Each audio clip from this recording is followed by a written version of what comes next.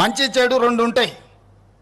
మన సహవాస దోషం వల్ల మంచి వాళ్ళతో ఉంటే మంచిగా ఉంటాం, చెడు స్నేహం చేస్తే చెడిపోతారని పెద్దలు చెప్పారు. మంచి వాళ్ళని 10 రూపాయలు ఇచ్చి దగ్గరికి తెచ్చుకోవాలి, చెడు వాళ్ళు ఉంటే 10 రూపాయలు ఇచ్చి వాళ్ళ స్నేహాన్ని విడిపించుకోవాలని పెద్దలు చెప్పారు. ఈ చిన్న సూత్రం మా అక్కకు అర్థం కావడం లేదా అని నేను అడుగుతున్నా. అందుకే ఈ వేదిక మీద నుంచి అక్కగారికి సవినయంగా విజ్ఞప్తి చేస్తున్నా. ఈ ప్రాజెక్టును అడ్డుకోవడానికి నీ పుత్రరత్నం వేసిన ఎన్జిటి కేసును తక్షణమే ఉపసంహరించుకోండి, లేకపోతే ఈ ప్రాంత ప్రజలు మీ కుటుంబాన్ని సామాజిక బహిష్కరణ చేసే పరిస్థితి వస్తుంది, అంత దూరం రానియొద్దు అని చెప్పి నేను వారికి సూచన చేస్తున్నా. వారి వెనకాల ముసుగు దొడుక్కొని దాక్కున్న వాళ్ళకు కూడా నేను చెప్తున్నా, మీ వల్ల కాని పనులు చాలా మేము చేస్తున్నాం. మీరు ఇట్లనే ఉంటే ఆ హోదా కూడా మిగలదు.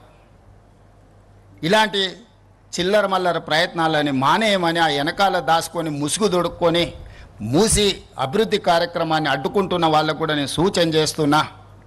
ఇది రాజకీయ వేదిక కాదు, కానీ ఈ ప్రాజెక్టుకు సంబంధించిన అంశం కాబట్టి ఈ వేదిక మీద నుంచి నేను ప్రస్తావిస్తున్నా. ఏది ఏమైనా 600 అయినా అక్కడి సూర్యుడు ఇక్కడ మొలిసిన ఈ ప్రాజెక్టు చేసి తీరుతాము. ఇది మా దీక్ష, ఇది మా శివ దీక్ష. రామప్ప మందిరం ఆనాడు పనులు మొదలుపెట్టినప్పుడు అక్కడ దర్శనం చేసుకొని రుద్రదేవుడు నిర్మించిన రామప్ప ఆలయంలో మొక్కుకొని బయలుదేరినాం.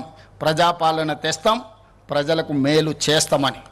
ఆ రామప్ప ఆలయ నమూనానే ఈరోజు మంచిరేవులలో నిర్మించాలి అని మేము అనుకుంటున్నాం.